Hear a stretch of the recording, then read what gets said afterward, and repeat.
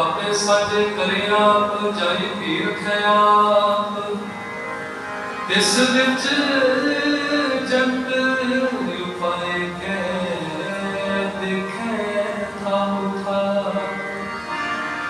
किस लोग ही है नान का सब कुछ आपे आप मोड़ी बड़े की कुछ कहना जाए सब खबर करी देखिया जिस समाने सत्ता तुम्हारे तुम छोड़ी दिन हमारे गाने की बातें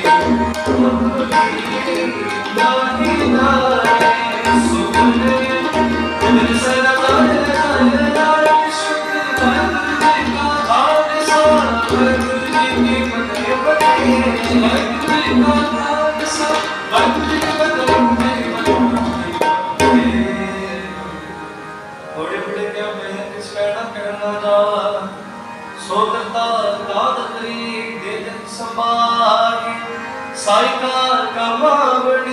छोटी तरह मार नानक की बाहरी हो दूजी नहीं जान सो करे जल से मिलाए सो करे जल से रजाए शुद्ध श्री हरि कृष्ण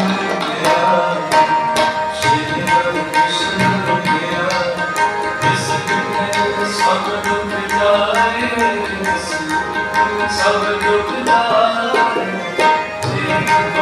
बहादुर से बहादुर से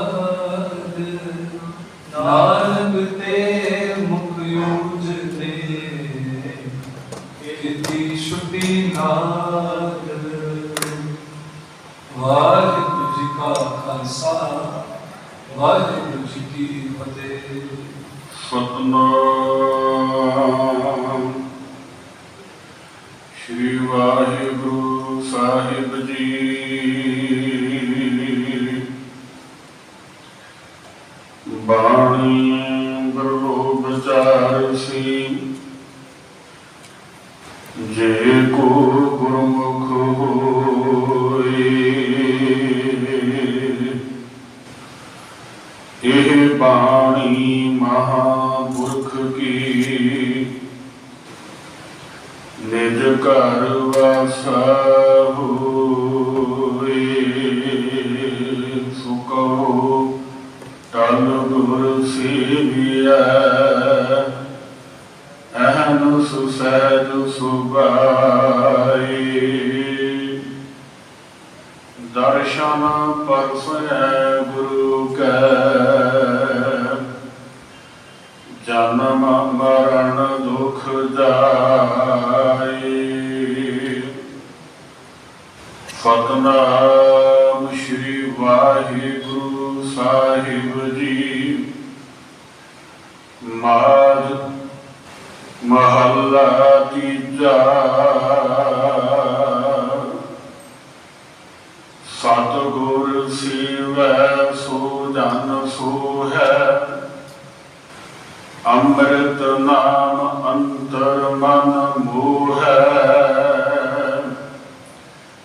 ਸਤਿਗੁਰ ਸੇਵੈ ਸੋ ਜਨ ਸੋਹੈ। ਅੰਮ੍ਰਿਤ ਨਾਮ ਅੰਤਰ ਮਨ ਮੋਹੈ। ਅੰਮ੍ਰਿਤ ਮਨ ਤਨ ਬਾਣੀ ਰਤਾ। ਅੰਮ੍ਰਿਤ ਸਹਿਜ ਸੋਣਾ ਬਣਿਆ। ਮਨ ਮੁਖ ਭੂਲਾ ਦੂਜੈ ਭਾਈ ਖੁਆਈ। ਨਾਮ ਨ ਲੇਵੈ ਮਰੈ ਬਿਖ ਖਾਈ। ਅਨ ਦਿਨ ਸਦਾ ਵਿਸ਼ਾਮਹਿ ਵਾਸਾ। ਬਿਨ ਸੇਵਾ ਜਨਮ ਗਵਾਵਣਿਆ। ਅੰਮ੍ਰਿਤ ਪੀਵੈ ਜਿਸਨੂੰ ਆਪ ਪਿਆਈ। ਗੁਰ ਪ੍ਰਸਾਦੀ ਸਹਿਜ ਨਿਵਲਾਈ। ਪੂਰਨ ਪੂਰ ਰਹਿਆ ਸਭ ਆਪੀ। ਗੁਰਮਤਿ ਨਦਰੀ ਆਵਣਿਆ। ਆਪੇ ਆਪ ਨਿਰੰਜਨ ਸੋਈ। ਜਨ ਸਿਰਜੇ ਤਨ ਆਪੇ ਗੋਈ। ਨਾਨਕ ਨਾਮ ਸੰਭਾਲ ਸਦਾ ਤੂੰ। ਸਹਿਜੇ ਸੱਚ ਸਮਾਵਣਿਆ। ਆਪੇ ਆਪ ਨਿਰੰਜਨ ਸੋਈ। ਜਨ ਸਿਰਜੇ ਤਨ ਆਪੇ ਗੋਈ। ਨਾਨਕ ਨਾਮ ਸੰਭਾਲ ਸਦਾ ਤੂੰ। ਸਹਿਜ ਸੱਚ ਸਮਾਵਣਿਆ।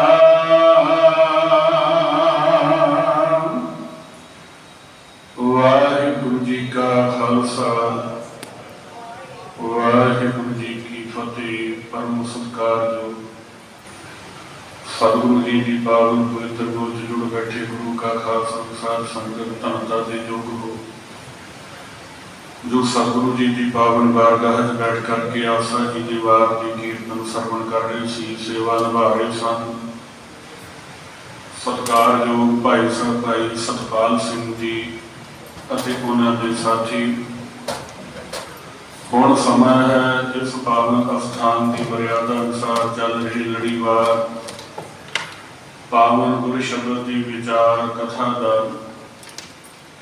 ਅੱਜ ਦੀ ਕਥਾ ਦੀ ਸੇਵਾ ਨਿਭਾ ਰਹੇ ਹਨ ਸਤਿਕਾਰਯੋਗ ਮਾਣਯੋਗ ਪੰਥ ਦੇ ਮਹਾਨ ਵਿਦਵਾਨ ਗਿਆਨੀ ਸੰਦੀਪ ਸਿੰਘ ਜੀ, ਗ੍ਰੰਥੀ ਗੁਰਦੁਆਰਾ ਬੰਗਲਾ ਸਾਹਿਬ।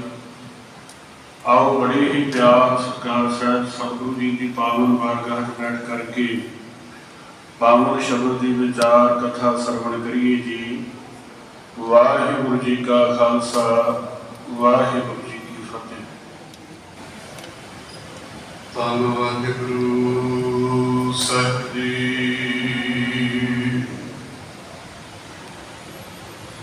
ਜੋਤ ਰੂਪ ਹਰ ਆਪ ਗੁਰੂ ਨਾਨਕ ਕਹਾਇਓ, ਤਾਤੇ ਅੰਗਦ ਭਇਓ, ਤਤ ਸਿਰ ਤਤ ਮਿਲਾਇਓ।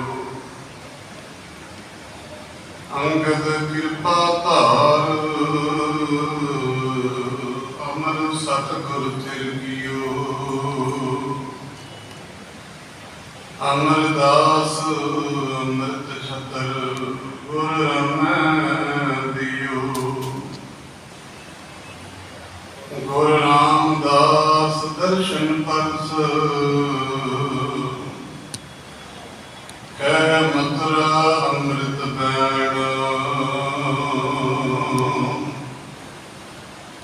ਮੂਰਤ ਪੰਚ ਪਰਮਾਣ ਪੁਰਖ, ਗੁਰ ਅਰਜੁਨ ਪਿਖੋ ਨੈਣ। ਗੁਰ ਦਾਤਾ ਗੁਰ ਹਿਵੈ ਘਰ, ਗੁਰ ਦੀਪਕ ਤੈ ਲੋਏ।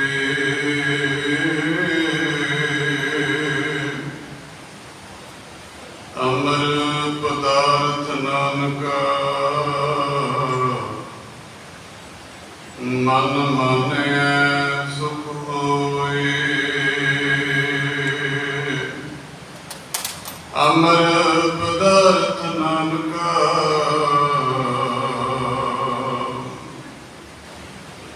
ਮਨ ਮਾਨਿਐ ਸੁਖ ਹੋਏ।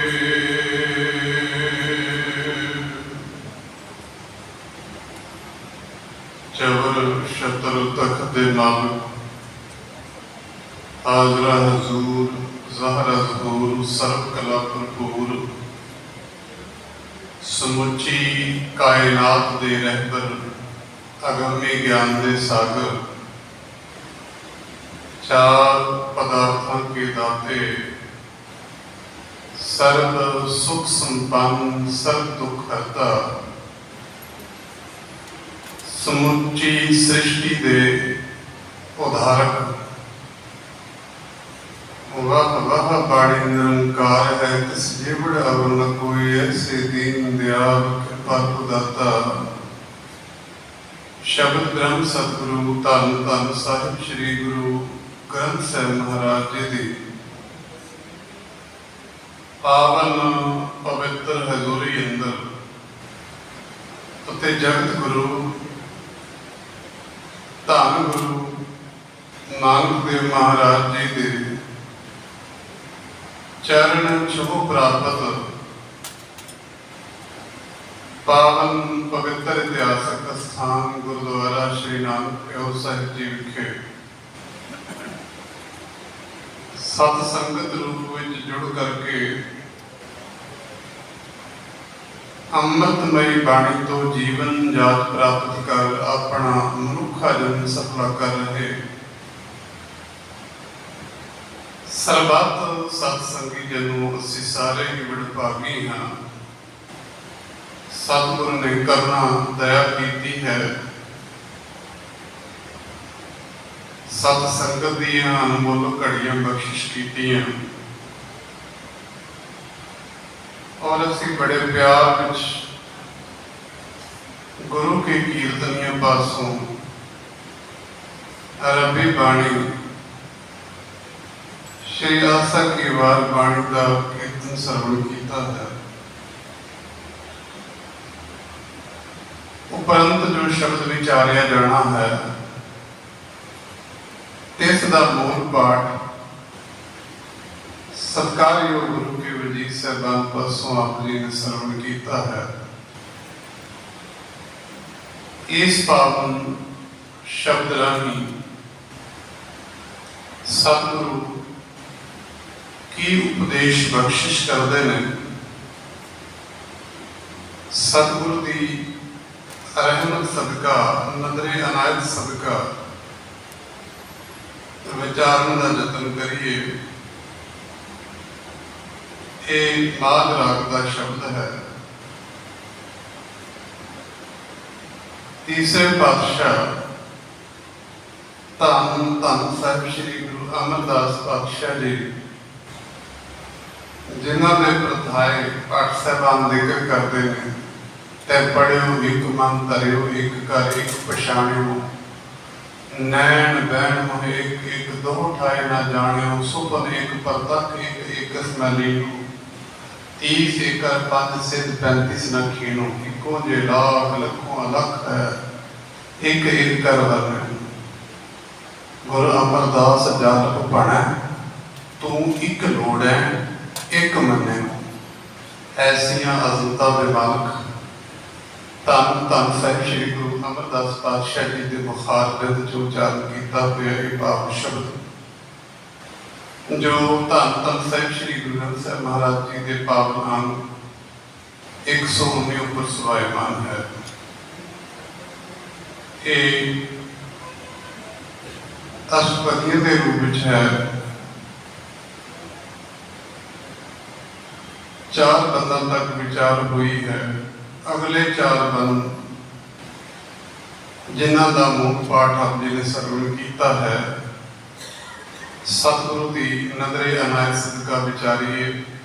ਵਿਚਾਰਾਂ ਦੀ ਅਰੰਭਤਾ ਤੋਂ ਪਹਿਲਾਂ ਆਦਬ ਸਤਿਕਾਰ ਸਹਿਤ ਝੁਕਾਓ ਗੁਰੂ ਚਰਨਾਂ ਵਿੱਚ ਸੀਸ, ਦਾਸਨ ਦਾਸਰੇ ਦੀ ਫਤਿਹ ਪ੍ਰਵਾਨ ਪਾਓ। ਆਖੋ ਜੀ ਵਾਹਿਗੁਰੂ ਜੀ ਕਾ ਖਾਲਸਾ, ਵਾਹਿਗੁਰੂ ਜੀ ਕੀ ਫਤਿਹ। ਸਤਿਗੁਰੂ ਜੀ ਇਸ ਪਾਵਨ ਸ਼ਬਦ ਰਾਹੀਂ ਕਿਰਪਾ ਕਰਦੇ ਨੇ। ਸਤਿਗੁਰੂ ਸੇਵੈ ਸੋ ਜਨ ਸੋਭੈ। ਜਦੋਂ ਸਾਡੇ ਮਨ ਦੇ ਅੰਦਰ ਸੇਵਾ ਦਾ ਫਰਮਾਨ ਉੱਠਦਾ, ਸੁਭਾਵਿਕ ਸੇਵਾ ਦੀ ਗੱਲ ਹੁੰਦੀ ਵੀ, ਸੇਵਾ ਦਾ ਸ਼ਬਦ ਕਰਨੀ ਪਵੇ ਤੇ ਮਨੁੱਖ ਦਾ ਧਿਆਨ ਇਹਨਾਂ ਸੇਵਾਵਾਂ ਵਾਲੇ ਹੀ ਜ਼ਿਆਦਾ ਰਹਿੰਦਾ ਕਿ ਲੰਗਰ ਵਰਤਾਉਣਾ, ਬਰਤਨਾਂ ਦੀ ਸੇਵਾ ਸਪਾ, ਝਾੜੂ ਪੋਚੇ ਦੀ ਸੇਵਾ, ਸਾਫ ਸਫਾਈ ਦੀ ਇੱਕ ਸੇਵਾ, ਗੁਰੂ ਸਾਹਿਬ ਜੀ ਦੇ ਬਸਤਰਾਂ ਦੀ ਸੇਵਾ, ਗਲੇਚਿਆਂ ਦੀ ਸੇਵਾ, ਪਾਲਕੀ ਦੀ ਸੇਵਾ, ਜੋ ਅਸੀਂ ਹੱਥੀਂ ਕਰਦੇ ਹਾਂ,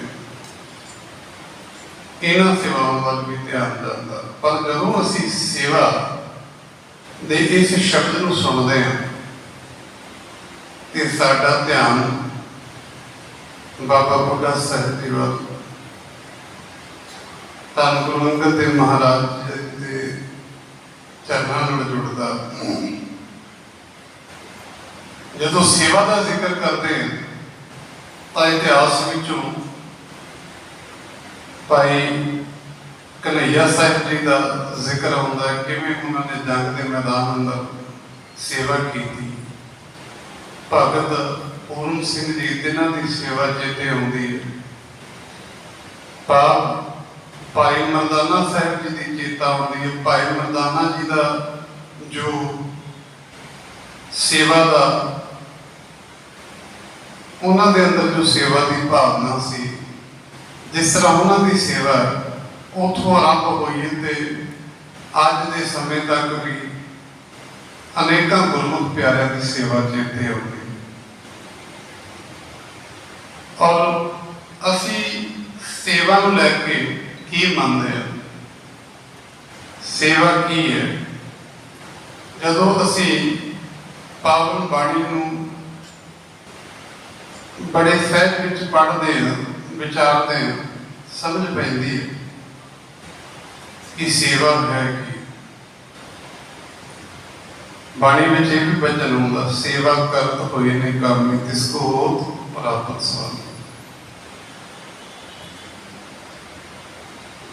ਜੇ ਅਸੀਂ ਕੇਵਲ ਇੱਥੋਂ ਤੱਕ ਖੜੇ ਹਾਂ ਕਿ ਕੇਵਲ ਝਾੜੂ ਪੋਚਾ ਲਾਉਣਾ ਹੀ ਸੇਵਾ, ਕਿਉਂਕਿ ਜਦੋਂ ਵੀ ਸੇਵਾ ਦਾ ਜ਼ਿਕਰ ਆਉਂਦਾ ਹੈ, ਲੰਗਰ ਵਰਤਾਉਣਾ, ਦਵਾਈਆਂ ਵੰਡਣੀਆਂ, ਕਿਸੇ ਗਰੀਬ ਦੀ ਸਹਾਇਤਾ ਕਰਨੀ, ਇਹ ਵੀ ਇੱਕ ਸੇਵਾ ਦਾ ਹਿੱਸਾ। ਪਰ ਜਦੋਂ ਅਸੀਂ ਅੱਜ ਦੇ ਸ਼ਬਦ ਰਾਹੀਂ ਸਮਝਦੇ ਹਾਂ ਕਿ ਸੇਵਾ ਹੈ ਕਿ की सेवा शब्द विचार। सतगुरु की सेवा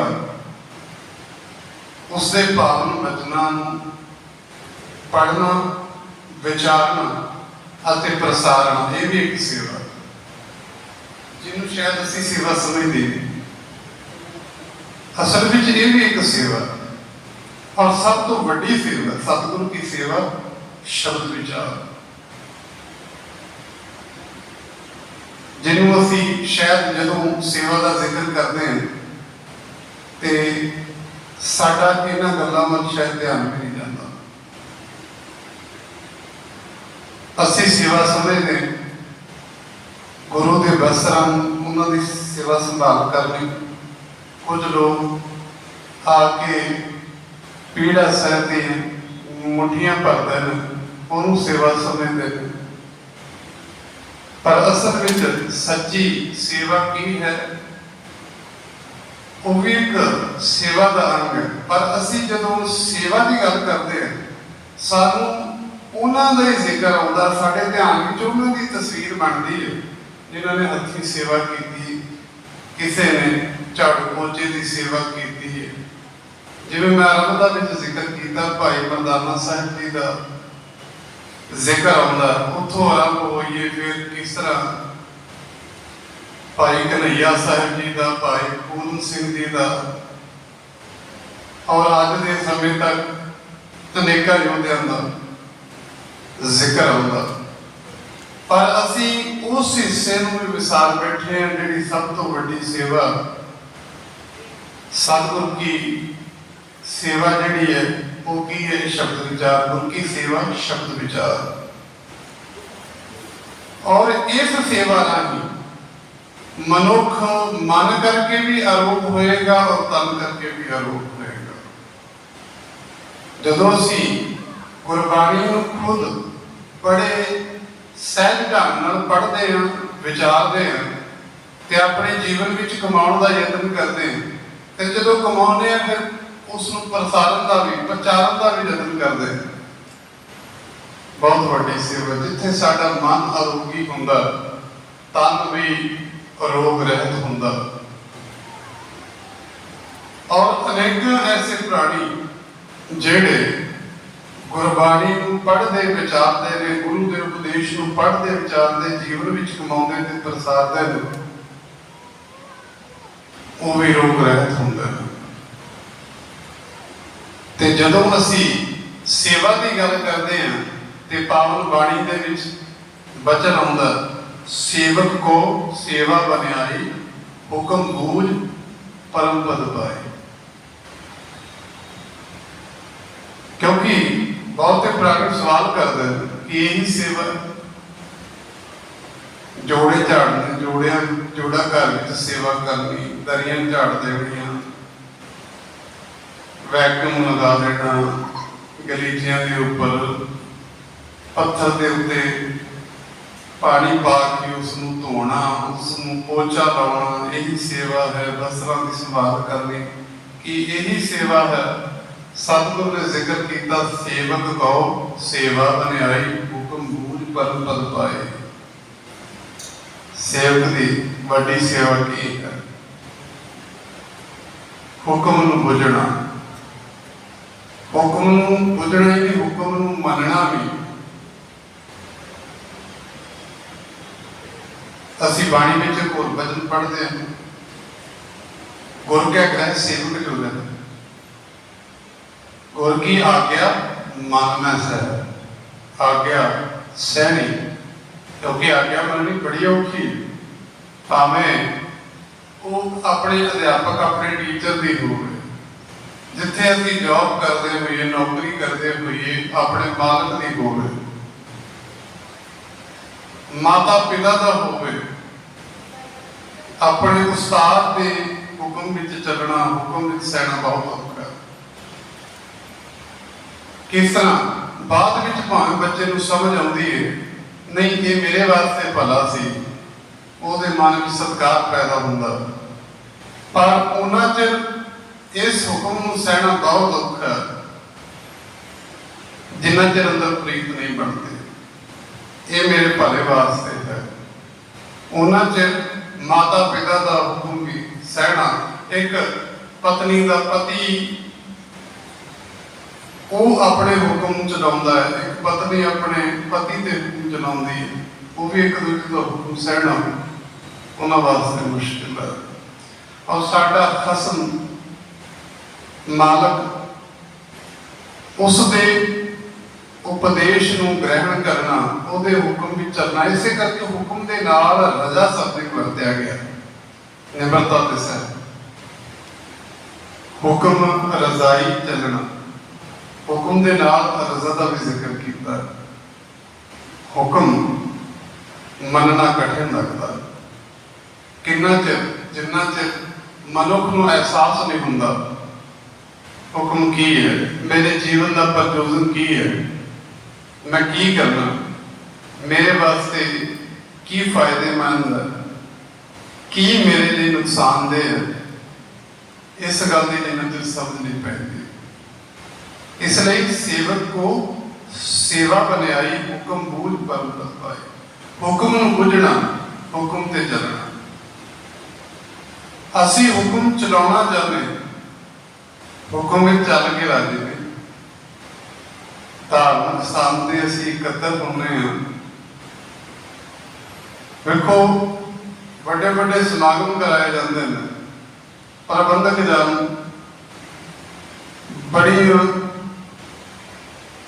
ਤਿਆਰੀਆਂ ਕਰਕੇ ਵਧੀਆ ਪ੍ਰਬੰਧ ਕਰਦੇ ਨੇ, ਕਿਉਂਕਿ ਤੁਹਾਨੂੰ ਗੁਰੂ ਘਰ ਵਿੱਚ ਧਾਰਮਿਕ ਸਥਾਨਾਂ ਤੇ ਜਦੋਂ ਦੇਖਦੇ ਆ ਬੜੇ ਸੇਵਾ ਕਰਨ ਵਾਲੇ ਮਿਲਦੇ ਨੇ। ਕੋਈ ਏਸੀ ਲਵਾਉਣ ਦੀ ਸੇਵਾ ਕਰਦਾ, ਕੋਈ ਗਲੀਚਿਆਂ ਦੀ ਸੇਵਾ ਕਰਦਾ, ਕੋਈ ਸਾਫ਼ ਸਫਾਈ ਦੀ ਸੇਵਾ ਕਰਦਾ, ਕੋਈ ਪੱਖਿਆਂ ਦੀ ਸੇਵਾ ਕਰਦਾ, ਕੋਈ ਲੰਗਰਾਂ ਦੀ ਸੇਵਾ ਕਰਦਾ, ਬੜੇ ਸੇਵਾਦਾਰ ਮਿਲਦੇ। ਔਰ ਪ੍ਰਬੰਧਕ ਜਨ ਵੀ ਉਹਨਾਂ ਸੇਵਾਵਾਂ ਰਾਹੀਂ ਬਹੁਤ ਆਲੀਸ਼ਾਨ ਬਿਲਡਿੰਗਾਂ ਬਣਾਉਂਦੇ ਨੇ, ਉਹਨਾਂ ਵਿੱਚ ਵਧੀਆ ਏਸੀ ਲਗਾ ਕੇ ਉਸ ਬਿਲਡਿੰਗ ਨੂੰ ਬੜਾ ਸ਼ਾਨਦਾਰ ਬਣਾਉਂਦੇ ਨੇ। ਔਰ ਦੁੱਖ ਉਦੋਂ ਲੱਗਦਾ ਜਦੋਂ ਇਮਾਰਤਾਂ ਜਿਨ੍ਹਾਂ ਨੂੰ ਬੜੇ ਪਿਆਰ ਨਾਲ ਤਿਆਰ ਕੀਤਾ ਜਾਂਦਾ ਹੈ, ਜਦੋਂ ਉਹ ਇਮਾਰਤਾਂ ਖਾਲੀ ਮਿਲਦੀਆਂ ਨੇ, ਔਰ ਉਹਨਾਂ ਨੂੰ ਭਰਨ ਵਾਸਤੇ ਪ੍ਰਬੰਧਕਾਂ ਨੂੰ ਮਹਿੰਗੇ ਮਹਿੰਗੇ ਰਾਗੀ ਤੇ ਕੀਰਤਨੀਏ ਬੁਲਾਉਣੇ ਪੈਂਦੇ ਨੇ ਔਰ ਪ੍ਰਚਾਰਕ ਬੁਲਾਉਣੇ ਪੈਂਦੇ ਨੇ, ਤਾਂ ਕਿ ਇਹ ਹਾਲ ਭਰ ਸਕੇ। ਬੜੀਆਂ ਤਿਆਰੀਆਂ ਕਰਦੇ ਨੇ, ਬੜੀਆਂ ਸੋਹਣੀਆਂ ਬਿਲਡਿੰਗਾਂ ਬਣਾਉਂਦੇ ਨੇ, ਮਹਿੰਗੇ ਤੋਂ ਮਹਿੰਗੇ ਏਸੀ ਲਵਾਉਂਦੇ ਨੇ, ਪਰ ਤਕਰੀਬਨ ਹਾਲ ਖਾਲੀ ਮਿਲਦੇ ਨੇ। ਫਿਰ ਇਸ ਕਰਕੇ ਵੱਡੇ ਸਮਾਗਮ ਕਰ ਉਹਨਾਂ ਵਿੱਚ ਮਹਿੰਗੇ ਰਾਗੀ ਤੇ ਮਹਿੰਗੇ ਪ੍ਰਚਾਰਕ ਬੁਲਾਉਂਦੇ ਤਾਂ ਕਿ ਉਹ ਹਾਲ ਭਰ ਸਕੇ। ਔਰ ਐਸੇ ਅਨੇਕਾਂ ਰਾਗੀ ਪ੍ਰਚਾਰਕ ਨੇ, ਕਿਉਂਕਿ ਬਹੁਤਾਤ ਲੋਕ ਰਾਗੀਆਂ ਤੇ ਪ੍ਰਚਾਰਕਾਂ ਨਾਲ ਜੁੜੇ ਹੋਏ, ਔਰ ਇਸੇ ਕਰਕੇ ਉਹਨਾਂ ਦੇ ਪਿੱਛੇ ਲੱਗ ਕੇ ਉਹ ਸਥਾਨ ਭਰਦੇ ਨੇ ਤੇ ਉਹਨਾਂ ਮਜਬੂਰਨ ਉਹਨਾਂ ਨੂੰ ਹੀ ਬੁਲਾਉਣਾ ਪੈਂਦਾ। ਕਿਉਂ? ਕਿਉਂਕਿ ਉਹਨਾਂ ਦੇ ਪਿੱਛੇ ਭੀੜ ਵੀ ਜ਼ਿਆਦਾ। ਪਰ ਜਿਹੜੇ ਸਤ ਸੰਗਤ ਵਿੱਚ ਆ ਕੇ ਬੈਠਣ, ਗੁਰੂ ਦੇ ਉਪਦੇਸ਼ ਨੂੰ ਸੁਣਨ, ਐਸੇ ਸੇਵਕ ਬਹੁਤ ਘੱਟ ਮਿਲਦੇ ਨੇ। ਏਸੀਆਂ ਦੀਆਂ ਸੇਵਾਵਾਂ ਕਰਨ ਵਾਲੇ, ਘਿਓ ਦੇ ਟੀਮ ਚੜਾਉਣ ਵਾਲੇ, ਉਹਨਾਂ ਦੀ ਸੇਵਾ ਕਰਨ ਵਾਲੇ, ਪੱਖੀਆਂ ਦੀਆਂ ਸੇਵਾਵਾਂ ਕਰਨ ਵਾਲੇ ਬਹੁਤਾਤ ਸਿੱਖ ਮਿਲਦੇ ਨੇ। ਤੁਸੀਂ ਵੇਖੋ ਸਿੱਖਾਂ ਕੋਲ ਧਨ ਦੀ ਕਮੀ ਅੱਜ ਥੋੜੀ ਹੈ, ਅਖਲਾਕ ਦੀ ਕਮੀ, ਧਨ ਦੀ ਕੋਈ ਕਮੀ ਨਹੀਂ। ਐਸੇ ਐਸੇ ਸਿੱਖ ਨੇ ਬਾਤ ਭਰੇ ਪਏ ਨੇ, ਪਤਾ ਹੀ ਨਹੀਂ ਕਿੰਨਾ ਕੁ ਧਨ, ਪਰ ਵਕਤ ਨਹੀਂ ਕਿ ਸਤ ਸੰਗਤ ਵਿੱਚ ਬਹਿ ਕੇ ਉਹ ਗੁਰੂ ਦੇ ਪਾਵਨ ਉਪਦੇਸ਼ ਨੂੰ ਸਰਵਣ ਕਰ ਸਕਣ। ਗੁਰੂ ਦੇ ਉਪਦੇਸ਼ ਨੂੰ ਸੁਣਨਾ, ਮੰਨਣਾ, ਸੰਗਤ ਵਿੱਚ ਬੈਠਣਾ, ਇਹ ਵੀ ਇੱਕ ਸੇਵਾ ਦਾ ਹਿੱਸਾ। ਪਰ ਅਸੀਂ ਇਹਨੂੰ ਸੇਵਾ ਦਾ ਹਿੱਸਾ ਮੰਨਦੇ ਹੀ ਨਹੀਂ। ਇਸ ਲਈ ਹੁਕਮ ਬੁੱਝ, ਜਿੰਨੇ ਹੁਕਮ ਨੂੰ ਬੁੱਝ ਲਿਆ ਉਹੀ ਪਰਮ ਅਵਸਥਾ ਨੂੰ ਪ੍ਰਾਪਤ ਕਰਦਾ। ਭਾਈ लैणा जी ने हुक्म नूं मन्निया, हुक्म नूं बुझिया, मन्निया। बुझना भी है, मनना भी है। मना फिर आपे लैंदा। भाई लैणा जी के जीवन में पढ़ते हैं, गुरु अंगद देव महाराज साहिब के जीवन में, ते धन गुरु नानक देव महाराज जदों अधिक रात हुंदी है ते उपदेश करते हैं, हुक्म करते हैं, लैणा जी की चादर धो लिया। भाई लैणा जी चले जाते हैं, चादर धो के लियाते हैं। जदों वापस मुड़ते हैं, क्योंकि काफी समा लगता, ते बाबा बुढ़ा साहब अजे छोटी उम्र है, वो कहते लैणा जी नजर नहीं आए। बहुत देर बाद सी नजर आए, मैंने इन्नी देर कित्थे रहे। कह लगे सतगुरु ने हुक्म किया सी चादर धोने का, चादर धो के ले। ते बाबा बुढ़ा साहब कह लगे चादर तो अजे कल ही धोतियां सन, एक दिन च इन्हां दा की बिगड़ गया, अजे कल ही तो धोतियां सन। पर भाई लैणा जी का बचन सी, मैनूं सतगुरु का हुक्म होया सी, मैनूं नहीं पता है कल धोपियां या नहीं धोपियां, मैनूं सतगुरु का हुक्म होया सी। ते बाबा बुढ़ा साहब गुरु नानक देव महाराज जी को चले गए। सतगुरु भाई लैणा किन्नी देर नजर नहीं आया, बहुत टाइम हो गया इनू गए। मैं पूछा तो कह के चादर धो के ले आया, पर ये चादर तो हजे तुहानूं पता कल ही धोतियां सन कि दोबारा धो दित्तियां तुसीं। धन गुरु नानक देव महाराज कह लगे बड़ा साहब तुसीं दस देना सी, ये चादर कल धोपियां सन, तुसीं दस देंदे। पर ख्याल करियो गुरु ते आप घट घट के अंतर की जानत भले बुरे की पीर पछाण। जेड़ा घट घट के जानदा उन्हें दसन की लोड़ है, वो ते सतगुरु ने पर्चा पाया। जदों ये गल कही ते भाई लैणा जी कह लगे सतगुरु मैनू नहीं पता ये चादर कल धोपियां सन नहीं धोपियां, मैनू तो ये पता है कि ਜਿਹੜੀਆਂ ਤੁਹਾਡੀ नज़र ਵਿੱਚ ਮੈਲੀਆਂ ਨੇ ਉਹਨੂੰ ਅਸੀਂ ਕਿਵੇਂ ਸਾਫ਼ ਦੱਸ ਸਕਦੇ ਹਾਂ। ਜਿਹੜੀਆਂ ਤੁਹਾਡੀ नज़र ਵਿੱਚ ਮੈਲੀਆਂ ਨੇ ਅਸੀਂ ਕਿਵੇਂ ਕਹਿ ਦਈਏ ਕਿ ਉਹ ਸਾਫ਼ ਨੇ। ਇਸ ਕਰਕੇ ਮੈਂ ਤੁਹਾਡਾ ਹੁਕਮ ਮੰਨਣਾ, ਤੁਹਾਡੇ ਹੁਕਮ ਦੇ ਵਿੱਚ ਹੁਕਮ ਬੁਝਣਾ, ਹੁਕਮ ਨੂੰ ਮੰਨਣਾ, ਹੁਕਮ ਤੇ ਚੱਲਣਾ। ਇਹ ਵੀ ਪਰਚੀ ਹੈ ਨਾ, सेवा करनी, सेवा इस तरह करनी, इस तरह हुक्म में रहना, क्योंकि सेवा करके उसके दर से प्रवान होया जा सकता। और सेवा विच निष्कामता होनी चाहिए। सेवा विच ये भावना नहीं, निकाम होने का मतलब की है कामना रहित होना। असी पाठ असी तो कोई प्रार्थना करते हैं, भी प्रेयर करते हैं, अरदास करते हैं, ਤੇ ਉਹਦੇ ਵਿੱਚ ਇਹ ਸ਼ਾਮਲ ਹੁੰਦਾ ਕਿ ਸਾਡੀ ਆਹ ਸੰਸਾਰਕ ਕਾਮਨਾ ਪੂਰੀ ਹੋਏ, ਅਸੀਂ ਇਹਨੇ ਪਾਠ ਕਰਾਂਗੇ, ਇੰਨੇ ਅਖੰਡ ਪਾਠ ਸਾਹਿਬ ਕਰਾ ਦਿਆਂਗੇ, ਇੰਨੇ ਸੁਖਮਨੀ ਸਾਹਿਬ ਦੇ ਪਾਠ ਕਰਾਂਗੇ, ਇੰਨੇ ਦਿਨ ਕਰਾਂਗੇ, ਕਿਉਂਕਿ ਸਾਡੀ ਕਾਮਨਾ ਨਾਲ ਚੱਲਦੀ ਹੈ। ਗੁਰੂ ਸਾਹਿਬ ਕਹਿੰਦੇ ਸੇਵਾ ਕਰਤ ਹੋਏ ਨਿਕਾਮੀ, ਕਾਮਨਾ ਰਹਿਤ ਸੇਵਾ ਕਰੇ, ਉਹਦੇ ਪਿੱਛੇ ਕੋਈ ਕਾਮਨਾ ਨਾ ਹੋਵੇ। ਤੂੰ ਨਿਸ਼ਕਾਮ ਸੇਵਾ ਕਰੇ, ਨਿਸਵਾਰਥ ਹੋ ਕੇ सेवा कर रहे हैं, वो पीछे भावना ना होए मैंने संसार के पदार्थ मिल। और बहुतात साड़ियां सेवावां जिसे लेके आ सेवा कर रहे हैं, इससे तो कई गुणा वध के प्राप्त हो, जबकि गुरु साहब ते आप कृपा करते हैं, आप समझाते हैं जिसकी बस तिस आज्ञा रख है, प्रभु की आज्ञा माना मत है, तिसते चौगन करे निहाल। ਜਿਹੜੀ ਤੂੰ ਉਹਦੀ ਦਿੱਤੀ ਚੀਜ਼ ਉਹਦੇ ਅੱਗੇ ਰੱਖਦਾ ਨਾ, ਉਹਨੂੰ ਚਾਰਨਾ ਕਰਕੇ ਮੋੜ ਦਿੰਦਾ ਹੁੰਦਾ। ਪਰ ਮਨੁੱਖ ਦੀ ਕਾਮਨਾ ਹੈ ਨਾ, ਜਿੰਨਾ ਚਿਰ ਕਾਮਨਾ ਦੇ ਅਧੀਨ ਹੈ, ਜਿੰਨਾ ਚਿਰ ਪਦਾਰਥਾਂ ਦੀ ਪਕੜ ਹੈ ਅੰਦਰ, ਉਹਦੇ ਦਰ ਤੇ ਕਬੂਲ ਨਹੀਂ ਪਿਆ ਜਾ ਸਕਦਾ। ਸੇਵਾ ਭਗਤੀ ਦਾ ਵੀ ਇੱਕ ਹਿੱਸਾ ਹੈ। ਸੇਵਾ ਜਿਹੜੀ ਹੈ, भगती ਜਿਹੜੀ है ये भी गुरु के ज्ञान तो बगैर भगती प्राप्त नहीं हो सकती। और गुरु की ताकत की है, गुरु के बचन की ताकत है। भट्ट साहब जिक्र करते हैं, कच्चो कंचन भयो शब्द गुरु श्रवणे सुनियो, बिकते अमृत होयो। नाम सतगुर, सतगुर दे उपदेश नूं मुख भाणियो, मुख तो उचारण करना सुनन दे नाल जिथे कंचन कच वर्गा मनुख सोने वर्गा कीमती हो जाता।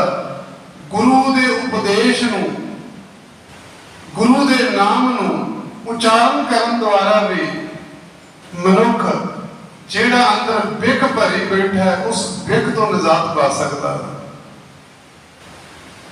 लोहे होयो लाल नदर सतगुरु दिता है, वो लोहे तो लाल हो जाता। पाप लोहे तो कीमती, उड़ते लोहे दी भी बड़ियां कीमतां हैं, लोहे की कीमत मान नहीं। पर धातां विचों सब तो सस्ती धात असीं गिणदे हैं। इस करके ये लोहे तो लाल बन जाता, लाल वर्गा कीमती हो जाता है जदों उहदी नजर हुंदी है। ते उहदी नजर कदों हुंदी है? जदों उहदे सेवा विच जुड़ी है, उहदे हुक्म विच चली है, उहदी रजा विच चली है। हुक्म रजाई चलना नाम लिखिया ना कि सचियारा हुई है।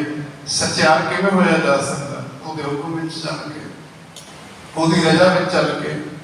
इस करके जब गुरु का उपदेश कोई मानता है, गुरु के उपदेश को ग्रहण करता है, जीवन में कमाता है, फिर उन्होंने अगे प्रचारता भी ये उसकी सेवा उसके दर से प्रवान पैंदी। जदों उसके दर से ये सेवा कबूल होती है, गुरु उन्होंने अपनी गलवकड़ी में लैंदा है। गुरु कदे अपने सिख नूं डुबण नहीं देता। यही गुरु के बचन का सत है। गुरु का बचन जिससे करनी पैंदा है, गुरु का उपदेश जिससे करनी पैंदा है, वह उदार होता है। इसलिए सेवा ताई हो सकती है जो उसकी रहमत हो। ये भी साड़ी अपनी हंता नहीं, किते अपने अंदर हंता। इसे शब्द अंदर जिथे गुरमुख जाति की गल की, मनमुख की गल की, अंत में सतगुरु ऐसे शब्द अंदर जिक्र किया कि सेवा भी आप नहीं की जा सकती, जिन्होंने सेवा में लाता वही कर सकता। मनुख सोचे मैं ही सेवा कर सकता, मैं हिम्मत की ता होया, मैं किया ता होया नहीं। इत्थे तो भावना ये रखनी पैंदी है कि मेरा मुझ में किछ नहीं जो किछ है सो तेरा, तेरा तुझको सौंपते क्या लगा मेरा। इत्थे तो भावना कबीर तू करता तू हुआ, मुझ में रहा न हो। आपा पर का बिट गया तब देखो तब तू। जो अपना अपनंत बिट जाती है फिर वही नजर आता। अंतरे शब्द अंदर ही भावना सतगुरु ने दर्शाई है। सेवा भी उसकी नजर द्वारा ही हो सकती, उसकी रहमत होए। ते जदों मनुख परीक्षा विच पास हुंदा, एक परीक्षा ही हुंदी है, जदों पास हुंदा फिर उसके घर तक पहुंच होती है। फिर गुरु ते सेवक, गुरु ते सिख एक रूप हो जाता है, फिर कोई भेद नहीं रह जाता, फिर एक रूप हो जाता है। इसलिए गुरुद्वारा कहते हैं ना। गुरुद्वार का मतलब की है? कान सिंह नाभा जी ने मानकोश अंदर जिक्र किया ना, गुरुद्वार के अर्थ दसे। एक गुरु का दर दरवाजा है, इस दरवाजे को पार करके गुरु घर तक पहुंचना है। सो दर के सो करके जित में सब समा। दरवाजे पे जाओगे तो ही घर में प्रवेश होएगा। कुछ लोग सोचते हैं दरवाजे ते होके मुड़ जाओ बस इन्ना की फर्ज। दरवाजे तो होके मुड़ जाने का मकसद पूरा नहीं होता। दरवाजे ते आके मुड़ जाने ये जीवन का मकसद पूरा होने वाला नहीं। घर तक पहुंच करनी है, इस दर तो अगे घर तक भी पहुंच करनी है। पर दर दे भी होना कुछ सोचते हैं नहीं सानू गुरबाणी का ज्ञान हो गया, हम असीं घर ही पाठ कर लेंगे, घर ही महाराज का प्रकाश कर लिया, उत्थे ही पढ़ लेंगे। कई तो ऐसे भी ने जिन्होंने बोध हो जाए महाराज प्रकाश देता और वो अपने स्थान बना के बह जाते हैं। ਉਹ ਆਪਣੀ ਇਮਾਰਤ ਨੂੰ ਆਪਣੇ ਡੇਰਾ ਬਣਾ ਕੇ ਬੈਠ ਜਾਂਦੇ ਨੇ। ਉਹ ਸੋਚਦੇ ਨੇ ਨਹੀਂ ਹੁਣ ਉਸ ਦਰ ਤੇ ਜਾਣ ਦੀ ਕੀ ਲੋੜ ਹੈ। ਐਸਾ ਤੇ ਨਹੀਂ ਅਸੀਂ ਘਰ ਵਿੱਚ ਪ੍ਰਵੇਸ਼ ਕਰੀਏ ਤੇ ਮੁੜ ਦਰਵਾਜ਼ੇ ਕਦੇ ਖੋਲੀਏ ਨਾ, ਦਰਵਾਜ਼ੇ ਬੰਦ ਹੀ ਕਰ ਦਈਏ। ਨਹੀਂ, ਦਰਵਾਜ਼ੇ ਤੋਂ ਅੰਦਰ ਹੀ ਘਰ ਆਇਆ ਜਾਣਾ। ਇਸ ਕਰਕੇ ਇਹ ਦਰ ਹੈ। ਦਰ ਤੋਂ ਅੱਗੇ ਘਰ ਕੀ ਹੈ ਮੈਨੂੰ ਤਾਂ ਚੇਤਾ ਹੈ ਜਦੋਂ ਸਿੱਖ ਤੇ ਗੁਰੂ ਇੱਕ ਰੂਪ ਹੋ ਜਾਂਦੇ ਨੇ, ਉਹ ਹੈ ਘਰ। ਇੱਥੇ ਦਰ ਤੇ ਆ ਕੇ ਅਸੀਂ ਸਿੱਖਿਆ ਲੈਂਦੇ, ਗੁਰੂ ਦੇ ਉਪਦੇਸ਼ ਨੂੰ ਸੁਣਦੇ ਹਾਂ, ਫਿਰ ਉਸ ਨੂੰ ਕਮਾਉਣ ਦਾ ਯਤਨ ਕਰਦੇ ਹਾਂ। ਜਦੋਂ ਕਮਾਉਂਦੇ ਹਾਂ, ਉਹਦੀ ਪ੍ਰੀਖਿਆ ਵਿੱਚ ਪਾਸ ਹੁੰਦੇ ਹਾਂ, ਫਿਰ ਸਿੱਖ ਤੇ ਗੁਰੂ ਇੱਕ ਰੂਪ ਹੋ ਜਾਂਦੇ ਨੇ। ਔਰ ਗੁਰੂ ਆਪਣੇ ਸਿੱਖ ਨੂੰ ਕਦੇ ਡੁੱਬਣ ਨਹੀਂ ਦਿੰਦਾ। ਪਾਣੀ ਦਰਿਆ ਚੱਲ ਰਿਹਾ ਹੋਵੇ, ਦਰਿਆ ਦੇ ਵਿੱਚ ਤੁਸੀਂ ਇੰਨਾ ਕੁ ਟੁਕੜਾ ਲੋਹੇ ਦਾ ਸੁੱਟੋ, ਡੁੱਬ ਜਾਏਗਾ। ਕੁਆਂਟਲ 1.5 ਕੁਆਂਟਲ ਦੀ ਲੱਕੜ ਸੁੱਟ ਦੇ ਵਿੱਚ ਨਹੀਂ ਡੁੱਬੇਗੀ। ਕਿਉਂ? ਪਾਣੀ ਨੂੰ ਡੁੱਬਣ ਹੀ ਨਹੀਂ ਦਿੰਦਾ। ਕਾਰਨ ਕੀ ਹੈ? ਭਾਈ ਗੁਰਦਾਸ ਸਾਹਿਬ ਜੀ ਨੇ ਦਾ ਜ਼ਿਕਰ ਕੀਤਾ, ਕਹਿਣ ਲੱਗੇ ਪਾਣੀ ਕਾਠ ਨਾ ਡੁੱਬਈ। ਕਿਉਂ? ਪਾਲੇ ਦੀ ਲੱਜਾ, ਕਿਉਂਕਿ ਉਹ ਉਸਨੇ ਨੂੰ ਇੱਕ ਇੱਕ ਬੂੰਦ ਦੇ ਕੇ, ਇੱਕ ਇੱਕ ਬੂੰਦ ਦੇ ਨਾਲ ਸਿੰਜ ਕੇ ਇਹਨੂੰ ਵੱਡਾ ਕੀਤਾ, ਪਾਲਿਆ ਇਸ ਲੱਕੜ ਨੂੰ। ਛੋਟੇ ਜਿਹੇ ਪੌਦੇ, ਛੋਟੇ ਜਿਹੇ ਬੀਜ ਤੋਂ ਇਹਨੂੰ ਏਡਾ ਵੱਡਾ ਦਰਖਤ ਬਣਾਇਆ, ਏਡੀ ਵੱਡੀ ਲੱਕੜ ਬਣਾਇਆ, ਤੇ ਕੁਆਂਟਲ ਦਾ ਇਹਨੂੰ ਬਣਾਇਆ। ਔਰ ਜਦੋਂ ਅੱਜ ਉਹ ਕੱਢ ਕੇ ਉਹਨੂੰ ਪਾਣੀ ਵਿੱਚ ਅਸੀਂ ਸੱਟੀਏ ਕਦੇ, ਕਿਉਂਕਿ ਪਾਲੇ ਦੀ ਲੱਜਾ ਹੈ, ਉਹਨੇ ਪਾਲਿਆ ਨਾ, ਉਹਨੂੰ ਇਸ ਗੱਲ ਦੀ ਲੱਜਾ ਹੈ ਕਿ ਉਹ ਆਪਣੇ ਸੁਭਾਅ ਦੀ ਆਪਣੇ ਬਿਰਧ ਦੀ ਪਾਲਣਾ ਕਰਦਾ। ਪਰ ਜਦੋਂ ਉਹੀ ਲੱਕੜ ਉਹਦੇ ਉੱਤੇ ਚੱਲੇ ਆਰਾ, ਸਿਰ ਕਰਵਤਰ ਧਰਾਏ ਗਏ,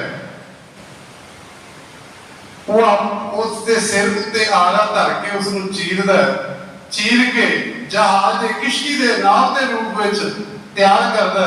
ਉਹਦੇ ਨਾਲ ਲੋਹਾ ਵੀ ਜੜਦਾ, ਪਰ ਲੋਹੇ ਨੂੰ ਵੀ ਉਤਰਨ ਨਹੀਂ, ਉਹ ਡੁੱਬਣ ਨਹੀਂ ਦਿੰਦਾ। ਲੋਹਾ ਵੀ ਤਰਦਾ, ਉਹਦੇ ਵਿੱਚ ਸਾਡੇ ਵਰਗੇ ਕਿੰਨੇ ਪ੍ਰਾਣੀ ਕਿਸ਼ਤੀਆਂ ਵਿੱਚ ਚੜ੍ਹਦੇ ਨੇ, ਕਿੰਨਾ ਸਾਜ਼ੋ ਸਮਾਨ ਚੜ੍ਹਦਾ ਜਹਾਜ਼ਾਂ ਦੇ ਅੰਦਰ, ਡੁੱਬਣ ਨਹੀਂ ਦਿੰਦਾ, ਕਿਉਂਕਿ ਉਹ ਬਿਰਧ ਹੈ। ਜਦੋਂ ਲੋਹਾ ਲੱਕੜ ਦਾ ਸੰਗ ਕਰਦਾ, ਫਿਰ ਵੀ ਲੱਕੜ ਤੇ ਲੱਕੜ ਨਾਲ ਲੱਗਾ ਹੋਇਆ ਲੋਹਾ ਪਾਣੀ ਆਪਣੇ ਵਿੱਚ ਡੁੱਬਣ ਨਹੀਂ ਦਿੰਦਾ, ਕਿਉਂਕਿ ਪਾਲੇ ਦੀ ਲੱਜਾ। ਇਸ ਕਰਕੇ ਗੁਰੂ ਆਪਣੇ ਸਿੱਖ ਦੀ ਆਪ ਪ੍ਰਤਿਪਾਲਨਾ ਕਰਦਾ ਹੈ। ਇਤਿਹਾਸ ਨੂੰ ਵੇਖੋ, ਭਾਈ ਮੰਝ ਦੇ ਇਤਿਹਾਸ ਨੂੰ ਇਹ ਸਾਖੀ ਨੂੰ ਕਈ ਵਾਰ ਸਰਵਣ ਕੀਤਾ ਕਿ ਭਾਈ ਮੰਝ ਗੁਰੂ ਦਾ ਸੇਵਕ ਬਣਦਾ, ਘਰ ਦਾ ਮਾਲ ਡੰਗਰ ਮਰਨਾ ਆਰੰਭ ਹੋ ਜਾਂਦਾ। ਲੋਕ ਬੜੀਆਂ ਸਲਾਹਾਂ ਦਿੰਦੇ, ਤੂੰ ਸਿੱਖ ਸਰਵਰੀਆ ਸੇ, ਤੂੰ ਪੀਰਾਂ ਦੀ ਪੂਜਾ ਛੱਡੀ, ਤੇਰੇ ਨਾਲ ਇਹ ਹੋਇਆ। ਗੁਰੂ ਦੀ ਸ਼ਰਨ ਵਿੱਚ ਹੈ, ਗੁਰੂ ਨੇ ਹੁਕਮ ਕੀਤਾ, ਭਾਈ ਇਹ ਬੱਚਾ ਇਹ ਤੇ ਪ੍ਰੀਖਿਆ ਹੈ, ਪਾਸ ਹੋਏਗਾ ਉਹਦੇ ਦਰ ਤੋਂ ਅੱਗੇ ਘਰ ਵਿੱਚ ਜਗ੍ਹਾ ਮਿਲਣੀ। ਔਰ ਫਿਰ ਏਡੀ ਨਿਸ਼ਕਾਮਤਾ ਦੇ ਨਾਲ ਸੇਵਾ ਕੀਤੀ। ਲੰਗਰਾਂ ਦੀ ਲੱਕੜਾਂ ਲੈਣ ਗਏ, ਖੂਹ ਵਿੱਚ ਡਿੱਗ ਪਏ। ਗੁਰੂ ਸਾਹਿਬ ਨੂੰ ਪਤਾ ਚੱਲਿਆ, ਗੁਰੂ ਸਾਹਿਬ ਬਿਨਾਂ ਜੋੜਾ ਪਾਏ ਦੌੜ ਪਏ ਆਪਣੇ ਸਿੱਖ ਲਈ। ਕੁਝ ਟਾਈਮ ਤੇ ਲੱਗਾ ਹੋਏਗਾ ਨਾ, ਉਸ ਥਾਂ ਤੋਂ ਉੱਥੇ ਤੱਕ ਜਾਂਦੇ। ਫਿਰ ਉਨੀ ਦੇਰ ਗੁਰੂ ਦਾ ਸਿੱਖ ਭਾਈ ਮੰਦ ਉਸ ਖੂਹ ਵਿੱਚ ਰਿਹਾ, ਪਾਣੀ ਵਿੱਚ ਰਿਹਾ, ਲੱਕੜਾਂ ਨੂੰ ਬਚਾ ਕੇ ਰੱਖਿਆ। ਗੁਰੂ ਸਾਹਿਬ ਨੇ ਜਦੋਂ ਰੱਸਾ ਸੱਟਿਆ, ਲੈ ਵੀ ਭਾਈ ਮੰਦ ਨਿਕਲਿਆ ਬਾਹਰ, ਕਹਿ ਲੱਗਾ ਨਹੀਂ ਜੀ ਪਹਿਲਾਂ ਲੱਕੜਾਂ ਕੱਢੋ। ਲੰਗਰ ਦੀ ਸੇਵਾ ਜਿਹੜੀ ਹੈ, ਇਹ ਲੰਗਰ ਮਸਾਨਾ ਨਾ ਹੋਵੇ, ਇਹ ਸੇਵਾ ਜਾਰੀ ਰਹਿ ਸਕੇ। ਇਸ ਕਰਕੇ ਪਹਿਲਾਂ ਲੱਕੜਾਂ ਨੂੰ ਕੱਢੋ, ਸੇਵਾ ਕਬੂਲ ਪਏ। ਗੁਰੂ ਸਾਹਿਬ ਨੇ ਜਦੋਂ ਲੱਕੜਾਂ ਬਾਹਰ ਕਢਾਈਆਂ, ਭਾਈ ਮੰਦ ਜੀ ਨੂੰ ਬਾਹਰ ਕੱਢਿਆ ਤੇ ਗਲਵਕੜੀ ਵਿੱਚ ਲਿਆ ਔਰ ਕਿਹਾ, ਅੱਜ ਤੋਂ ਬਾਅਦ ਭਾਈ ਮੰਦ ਜੀ ਕੋਈ ਤੇਰਾ ਵੀ ਸੰਗ ਕਰੇਗਾ ਤਾਂ ਵੀ ਦਰਦ ਰਹੇਗਾ। ਇਹ ਹੈ ਗੁਰੂ ਦੀ ਕਿਰਪਾ।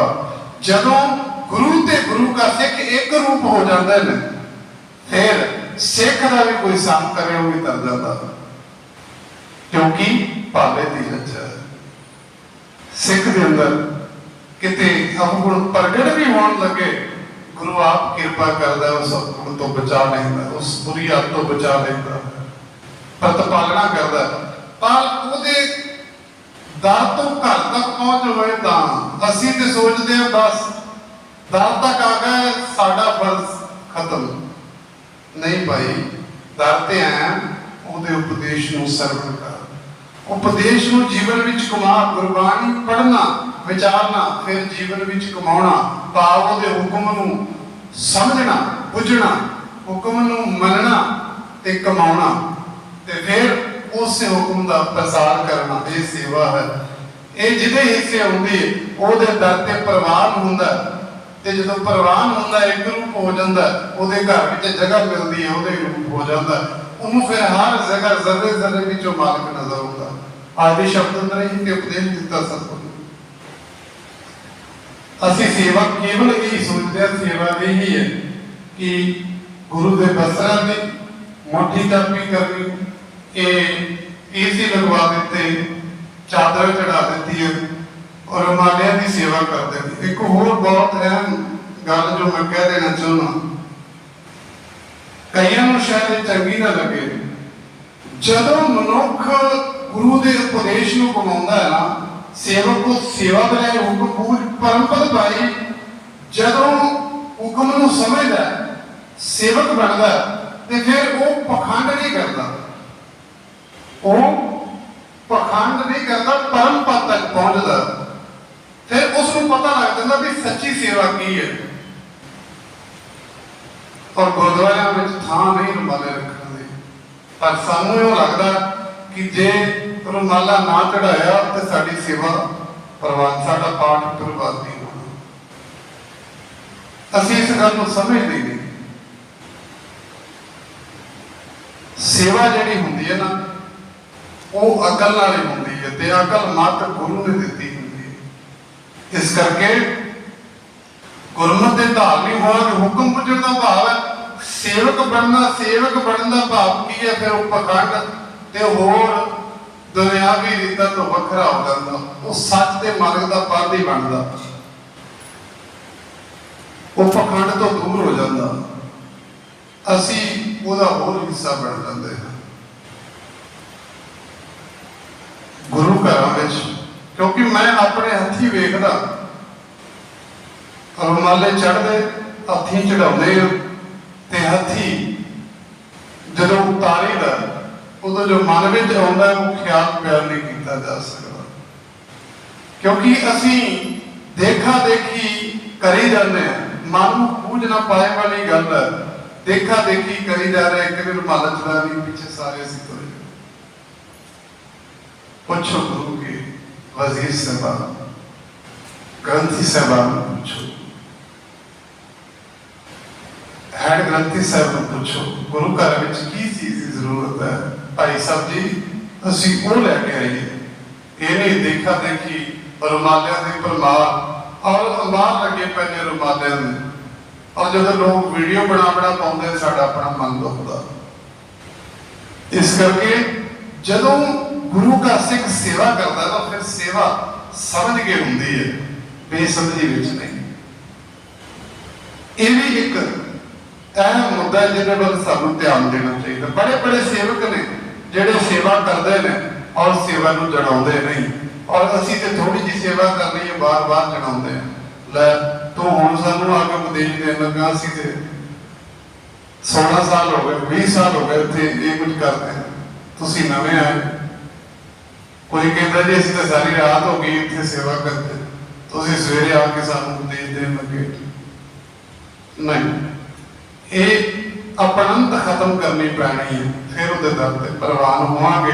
ਇਸ ਲਈ ਸਤਿਗੁਰੂ ਸੇਵਾ ਸੋ ਜਲ ਸੋ ਹੈ, ਜਿਹੜਾ ਸਤਿਗੁਰੂ ਨੂੰ ਸੇਵਦਾ ਹੈ ਉਹਦੇ ਦਰ ਤੇ ਸ਼ੋਭਨੀਕ ਹੁੰਦਾ, ਸੋਹਣਾ ਹੁੰਦਾ, ਭਾਵ ਉਹਦੇ ਦਰ ਤੇ ਪ੍ਰਵਾਨ ਹੁੰਦਾ, ਕਿਉਂਕਿ ਦਰ ਸੋ ਹੈ,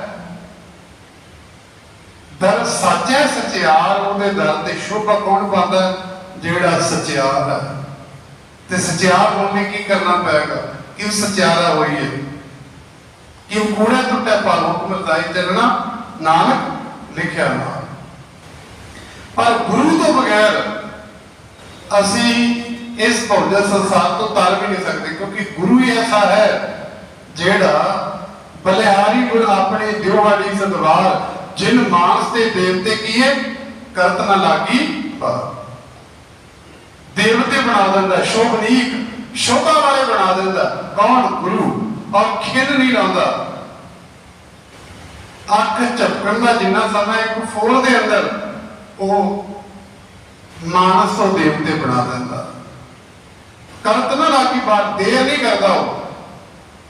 ਦੇਰੀ ਸਾਡੇ ਵਿੱਚ ਹੈ, ਵਿਲੰਬ ਅਸੀਂ ਕਰਦੇ ਹਾਂ, ਉਹ ਵਿਲੰਬ ਨਹੀਂ ਕਰਦਾ। ਸਤਿਗੁਰ ਕਿਰਪਾ ਕਰਦਾ। ਸਤਿਗੁਰੂ ਸੇਵਾ ਸੋ ਜਨ ਸੁਹਾ, ਉਹਦੇ ਦਰ ਤੇ ਸ਼ੋਭਨੀਕ ਹੋ ਜਾਂਦੇ ਨੇ। ਕੌਣ? ਜਿਹੜੇ ਉਹਦੀ ਸੇਵਾ ਵਿੱਚ ਜੁੜਦੇ ਨੇ। ਅੱਗੇ ਸਤਿਗੁਰੂ ਕਿਰਪਾ ਕਰਦੇ। ਅੰਮ੍ਰਿਤ ਨਾਮ ਅੰਤਰ ਮਨਮੋਹ ਹੈ। ਉਹਨਾਂ ਦਾ ਮਨ ਜਿਹੜਾ ਮੋਹਿਆ ਰਹਿੰਦਾ, ਭਾਵ ਲੀਨ ਰਹਿੰਦਾ ਕਿਹਦੇ ਵਿੱਚ? ਨਾਮ ਅੰਮ੍ਰਿਤ ਵਿੱਚ, ਆਤਮਿਕ ਜੀਵਨ ਦੇਣ ਵਾਲੇ ਨਾਮ ਵਿੱਚ। ਅੰਮ੍ਰਿਤ ਮਨ ਤਨ ਬਾਣੀ ਰਤਾ, ਅੰਮ੍ਰਿਤ ਸਹਿਜ ਸੁਨਾਵਣਿਆ। ਮਨ ਤਨ ਕਾਹਦੇ ਵਿੱਚ ਰੰਗਿਆ ਰਹਿੰਦਾ? ਆਤਮਿਕ ਜੀਵਨ ਦੇਣ ਵਾਲੇ ਉਸ ਨਾਮ ਵਿੱਚ, ਬਾਣੀ ਵਿੱਚ। ਤੇ ਫਿਰ ਅੰਮ੍ਰਿਤ ਸਹਿਜ ਸੁਨਾਵਣਿਆ, ਉਹਦੇ ਸ਼ਰਵਣਾ ਵਿੱਚ ਕੇਵਲ ਸਤ ਆਤਮਿਕ ਜੀਵਨ ਦੇਣ ਵਾਲੇ ਬੋਲ ਉਹਦੇ ਕਰਨੀ ਪੈਂਦੇ ਨੇ। ਉਹਨਾਂ ਨੂੰ ਕੇਵਲ ਇਹ ਹੀ ਧੁਨੀ ਕੋਈ ਚੱਲ ਰਿਹਾ, ਜਿਵੇਂ ਗੁਰੂ ਸਾਹਿਬ ਜੀ ਨੂੰ ਹਰਟ ਦੇ ਵਿੱਚੋਂ ਵੀ ਤੂੰ ਤੂੰ ਦੀ ਆਵਾਜ਼ ਆਉਂਦੀ ਹੈ ਨਾ, ਕਿਸੇ ਦੇ ਚੱਲਣ ਵਿੱਚੋਂ ਵੀ ਤੂੰ ਤੂੰ ਦੀ ਵਾਹਿਗੁਰੂ ਵਾਹਿਗੁਰੂ ਦੀ ਆਵਾਜ਼ ਆਉਂਦੀ ਹੈ।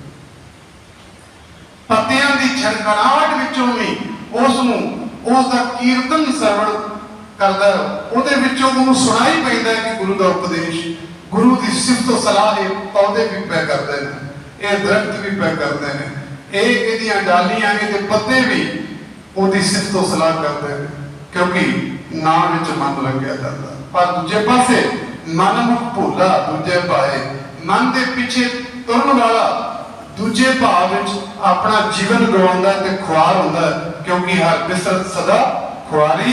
ਤਾਂ ਕੋ ਧੋਖਾ ਕਹਾਂ ਵਿਆਪੈ ਜਾਗੋ ਓਟ ਤੁਹਾਰੇ। ਨਾਮ ਨਾ ਲੈਵੇ ਮਰਿਆ ਬਿਕ ਖਾਏ, ਉਹ ਕਦੇ ਨਾਮ ਵਿੱਚ ਨਹੀਂ ਜੁੜਦਾ। ਜ਼ਹਿਰ ਨੂੰ ਇਕੱਠਿਆਂ ਕਰਦਾ ਤੇ ਜ਼ਹਿਰ ਨੂੰ ਹੀ ਖਾ ਖਾ ਕੇ ਆਪਣੀ ਆਤਮਿਕ ਮੌਤ ਸਹੇੜਦਾ ਹੈ। ਜ਼ਹਿਰ ਖਾਂਦਾ ਤੇ ਆਤਮਿਕ ਮੌਤ ਤੇ ਮਰਦਾ ਹੈ। ਅੰਤਿਮ ਸਦਾ ਵਿਸ਼ਟਾ ਮੈਂ ਵਰਸਾ, ਬਿਨ ਸੇਵਾ ਜਨ ਗਵਾਵਣਿਆ। ਹਮੇਸ਼ਾ ਇਉਂ ਜਾਣੋ ਕਿ ਉਹ ਗੰਦਗੀ ਦਾ ਕੀੜਾ ਹੀ ਹੈ, ਗੰਦਗੀ ਵਿੱਚ ਹੀ ਰਹਿ ਰਿਹਾ ਹੈ। ਸੇਵਾ ਤੋਂ ਬਗੈਰ ਉਹਦਾ ਜੀਵਨ ਜਿਹੜਾ ਹੈ ਵਿਅਰਥ ਚਲਾ ਜਾਂਦਾ ਹੈ। ਅੰਮ੍ਰਿਤ ਪੀਵੇ ਜਿਸ ਨੂੰ ਆਪ ਪਿਆਏ। ਪਰ ਆਤਮਿਕ ਜੀਵਨ ਦੇਣ ਵਾਲਾ ਇਹ ਨਾਮ ਅੰਮ੍ਰਿਤ ਉਹੀ ਪੀ ਸਕਦਾ ਜਿਹਨੂੰ ਉਹ ਆਪ ਪਿਆਉਂਦਾ। ਇਹਦੇ ਵਿੱਚ ਮਨੁੱਖ ਅੰਦਰ ਹੰਗਤਾ ਨਾ ਪੈਦਾ ਹੋ ਜਾਏ ਕਿ ਨਹੀਂ ਮੈਂ ਕੀਤਾ। ਇੱਥੇ ਤੇ ਗੁਰੂ ਸਾਹਿਬ ਜੰਗ ਲੜ ਕੇ ਜੰਗ ਦੇ ਮੈਦਾਨ ਵਿੱਚ ਫਤਿਹ ਪ੍ਰਾਪਤ ਕਰਕੇ ਵੀ ਕਹਿੰਦੇ ਨੇ ਵਾਹਿਗੁਰੂ ਜੀ ਕਾ ਖਾਲਸਾ ਵਾਹਿਗੁਰੂ ਜੀ ਕੀ ਫਤਿਹ। ਇਹ ਹੈ ਅੰਮ੍ਰਿਤ ਪੀਵੇ ਜਿਸ ਨੂੰ ਆਪ ਪਿਆਏ, ਗੁਰ ਸ਼ਬਦੀ ਸਹਿਜ ਜਿਵ ਲਾਏ। ਗੁਰੂ ਦੇ ਸ਼ਬਦ ਦੁਆਰਾ ਉਹ ਅਡੋਲਤਾ ਵਾਲੀ ਅਵਸਥਾ ਵਿੱਚ ਟਿਕਿਆ ਰਹਿੰਦਾ, ਕਿਉਂਕਿ ਸੁਰਤ ਡਾਇਰੈਕਸ਼ਨ ਸਹੀ ਹੈ, ਸੁਰਤ ਸਹੀ ਟਿਕਾਣੇ ਤੇ ਜੁੜੀ ਹੈ। ਅਗਰ ਡਾਇਰੈਕਸ਼ਨ ਠੀਕ ਨਾ ਹੋਵੇ ਨਾ, ਅੱਜ ਜਿਵੇਂ YouTube ਤੋਂ ਹੁਣ ਬੱਚੇ ਨੇ ਲਾਈਵ ਚਲਾਇਆ, ਜਾਂ ਆਪਾਂ ਹੋਰ ਚੈਨਲ ਰਾਹੀਂ ਲਾਈਵ ਅਸੀਂ ਘਰਾਂ ਵਿੱਚ ਬੈਠੇ ਸਰਵਣ ਕਰਦੇ, ਉਹ ਕੀ ਡਾਇਰੈਕਸ਼ਨ ਠੀਕ ਹੈ, ਸਾਨੂੰ ਘਰ ਬੈਠਿਆਂ ਸੁਣਾਈ ਦੇ ਰਿਹਾ। ਕਥਾ ਇੱਥੇ ਹੋ ਰਹੀ ਹੈ, ਬੰਗਲਾ ਸਾਹਿਬ ਹੋ ਰਹੀ ਹੈ, ਦਰਬਾਰ ਸਾਹਿਬ ਘਰ ਸੁਣਾਈ, ਡਾਇਰੈਕਸ਼ਨ ਠੀਕ ਹੈ। ਪਹਿਲਾਂ ਕੀ ਘਰਾਂ ਵਿੱਚ ਐਂਟੀਨੇ ਲੱਗਦੇ ਸਨ ਤੇ ਟੀਵੀ ਉਹਦੇ ਰਾਹੀਂ ਘਰ ਵਿੱਚ ਕੋਈ ਨਿਊਜ਼ ਸੁਣਾਈ ਦਿੰਦੀ ਸੀ, ਪਰ ਜੇ ਕਿਤੇ ਐਂਟੀਨਾ ਹਿੱਲ ਜਾਂਦਾ ਤੇ ਫਿਰ ਉਹ ਫੋਟੋ ਆਉਣੀ, ਆਵਾਜ਼ ਆਉਣੀ ਬੰਦ ਹੋ ਜਾਂਦੀ, ਕਨੈਕਸ਼ਨ ਟੁੱਟ ਜਾਂਦਾ ਸੀ। ਇਹ ਹੈ ਸੁਰ ਦਾ ਕਨੈਕਸ਼ਨ। ਫਿਰ ਜਦੋਂ ਸੁਰਤ ਜੁੜਦੀ ਹੈ, ਫਿਰ ਰੱਬ ਧੁਰ ਦਰਗਾਹ ਧੁਰ ਕੀ ਬਾਣੀ ਆਈ ਤੇ ਸਗਲੀ ਚਿੱਤ ਮਿਟਾਈ ਦਾ ਅਹਿਸਾਸ ਹੁੰਦਾ। ਫਿਰ ਜਿਹੜੀ ਧੁਰੋਂ ਜੋ ਕੁਝ ਆ ਰਿਹਾ ਉਹ ਫਿਰ ਲੈ ਹੁੰਦਾ ਅੰਦਰ। ਫਿਰ ਤਿਉਂ ਤਿਉਂ ਮਨੁੱਖ ਨੂੰ ਸਮਝ ਪੈਂਦਾ ਕਿ ਧੁਰੋਂ ਹੋ ਰਿਹਾ, ਤੇ ਉਸ ਧੁਰ ਦੀ ਸਾਨੂੰ ਸਮਝ ਪੈਣੀ ਸ਼ੁਰੂ ਹੋ ਜਾਂਦੀ ਹੈ। ਕਦੋਂ? ਜਦੋਂ ਮਨੁੱਖ ਗੁਰੂ ਦੇ ਸ਼ਬਦ ਰਾਹੀਂ ਜੁੜਨ ਦਾ ਯਤਨ ਕਰਦਾ, ਸੁਰਤ ਟਿਕਾਉਂਦਾ ਤੇ ਅਡੋਲ ਅਵਸਥਾ ਤੱਕ ਪਹੁੰਚਦਾ ਹੈ। ਪੂਰਨ ਪੂਰਿਆ ਸਭਿਆਪੇ ਗੁਰਮਤਿ ਨਦਰੀ ਬਣਿਆ। ਫਿਰ ਉਹ सारे थाई रंगा नजर आता। क्यों आता? क्योंकि गुरु की मत धारण कर ली। जिन्होंने गुरु की मत प्राप्त हुई उन्होंने जरे जरे विचों नजर आता। आपे आप निरंजन सोई माया के कालक तो रह तो परमात्मा आप जले जले विच समाया हुआ है। जिन सिरजी तिन आपे होई, जिसने सारी सृष्टि बनाई है उन्हें नाश करनी। आपे फुन होई, वो आपे ही बनाउन वाला है। तू आपे करता, तेरा किया सब होए, तुझ भी दूजा ना ही कोई। तेरे तो बगैर होर कोई नहीं जेड़े ये समर्था रखता हो। इसलिए सब कुछ तू आपे करने वाला है। नानक नाम संभाल सदा तू सहजे सच संभावणिया। इसलिए हे नानक तू नाम की संभाल कर जिन्हें तेरे नाल निभना है। जिस परमात्मा ने तेनू पैदा किया, जेड़ा तेरी प्रतिपालना पिया करदा है, जेड़ा तेनू भोजन दे रहा है, संसार विच जीव की श्वास ऑक्सीजन दे रहा है, उस परमात्मा के नाम की संभाल कर। जदों नाम की संभाल करेगा तू सहजे ही सच संभावणिया। तो बिल्कुल कोई तेनू ज्यादा एफर्ट करने की लोड़ नहीं पैगी। तू एफर्टलैस भाव बिना कुछ एफर्ट कीतिया ਉਹਦੇ ਵਿੱਚ ਸਮਾ ਜਾਏਗਾ। बिना एडी ਵੱਡੀ घालना ना तेनू तन तंदूर विच तपाना पेगा, ना अपने आप नू जल धारिया विच लिजाना पेगा, ना धूने तपाने पैणगे। फिर तू घर विच रहिंदियां ही अपने परिवार विच रहिंदियां व्यापार विच रहिंदियां ਉਹਦੇ ਵਿੱਚ ਸਮਾ ਜਾਏਗਾ, ਭਾਵ ਉਹਦਾ ਰੂਪ ਹੋ ਜਾਏਗਾ। ਸਤਿਗੁਰ ਕਿਰਪਾ ਕਰੇ ਅਸੀਂ ਗੁਰੂ ਦੇ ਉਪਦੇਸ਼ ਨੂੰ ਸਮਝਣ ਕਮਾਉਣ ਜੋਗੇ ਹੋ ਸਕੀਏ, ਤਾਂ ਹੀ ਹੋਣਗੇ ਲੋਕ ਸੁਖੀਏ ਪਰ ਲੋਕ ਸੁਹੇਲੇ। ਨਾਨਕ ਘਰ ਪ੍ਰਭ ਆਪੇ ਮਿਲਦੇ। ਹੋਈਏ ਭੁੱਲਾਂ ਦੇ ਖਿਮਾ, ਮਾਨ ਸਨਮਾਨ ਦੀ ਸਰਬੱਤ ਸੰਗਤਾਂ ਦਾ ਧੰਨਵਾਦ। ਕੋਟਾਨ ਕੋਟ ਸ਼ੁਕਰਾਨਾ ਸਾਹਿਬ ਸ਼੍ਰੀ ਗੁਰੂ ਗ੍ਰੰਥ ਸਾਹਿਬ ਮਹਾਰਾਜ ਦਾ, जिन्होंने सीध ते मेहर भरे हाथ रख के अपनी सेवा आप ली। सिंह साहब गियानी बलदेव सिंह जी, एक्सलेंसी साहब अते समूह स्टाफ समूह सेवकां दा धन्नवाद। आओ सारे गुरु चरणों में रल के झुकाइए शीश ते गुरु तो असीस मंगीए। सतगुरु किरपा कर असी नाम जप सकीए, अपने जीवन विच तेरे उपदेश नूं लागू कर सकीए।